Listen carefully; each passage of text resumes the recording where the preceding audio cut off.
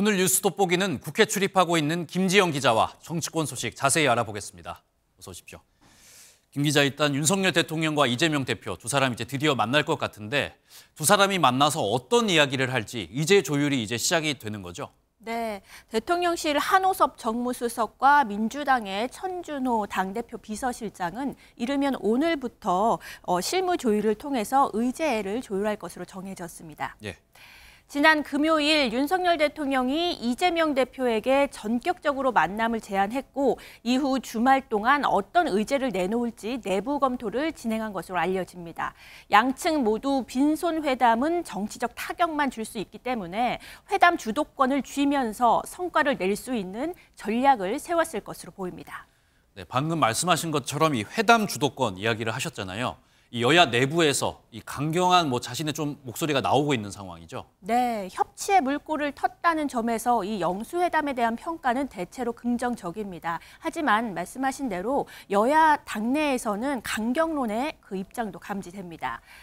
회담 성사 다음 날 전여옥 전 의원은 보수에게는 치욕이라고 했고 일부 보수 성향 인사들은 여당의 새 지도부와 함께 만나야 했다며 반발했습니다. 민주당 내에서도 적극적 역할에 대한 요구가 이어졌는데요. 김용민 의원은 총선 민심은 협치가 아닌 책임 정치가 우선이라고 주장했습니다.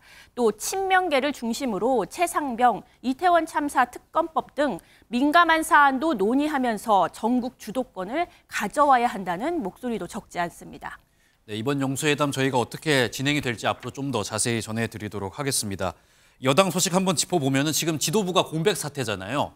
지금 비대위 체제 어떻게 할지 오늘도 논의가 되는 거죠? 네, 현재는 윤재욱 원내대표가 당대표 권한 대행으로 당을 이끌고 있습니다. 오늘 2차 당선인 총회에서 새로운 당대표를 뽑는 전당대회를 이끌 그 비대위를 어떤 성격으로 가져갈지 최종적으로 논의합니다.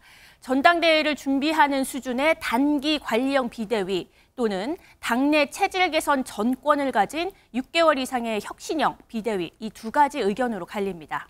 네, 방금 관리형 비대위, 혁신형 비대위 두 가지 이야기를 하셨는데 어떤 차이가 있어서 좀 의견이 갈리는 겁니까? 안정이냐 변화냐 이 두 가지 중에 어떤 것에 방점을 두느냐에 따라 의견이 갈리는데요. 친윤 영남권 의원을 중심으로 한 대부분 의원은 비대위 체제를 빨리 끝내고 새 당대표가 당을 안정시키는 게 중요하다는 입장입니다.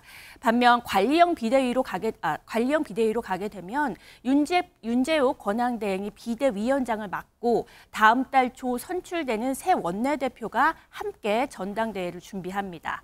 이번 총선 참패를 더 절감한 수도권 의원들은 당의 근본적 변화에 초점을 맞추고 있습니다. 이럴 경우 비대위원장 인선과 비대위 구성에 시간이 걸려서 전당대회는 다소 늦어질 수도 있습니다.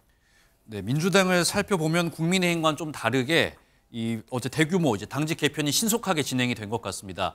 이제 완전히 친이재명 체제가 완성됐다 이렇게 봐도 될까요? 네, 어제 인선을 좀 정리해 보면요. 네. 조정식 의원이 국회의장 도전으로 사무총장직에서 내려오면서 김윤덕 의원이 새 사무총장으로 임명이 됐습니다. 정책위의장에는 진성중 의원, 민주연구원장에는 이한주 전 경기연구원장이 임명됐는데요. 4.10 총선 민심을 반영한 개혁과제를 추진하는 데 있어서 동력을 형성한다는 의미가 있겠습니다. 김윤덕 신인 사무총장은 지난 대선 당시 이재명 후보의 선대위 조직혁신단장을 맡은 친명계로 꼽히고요.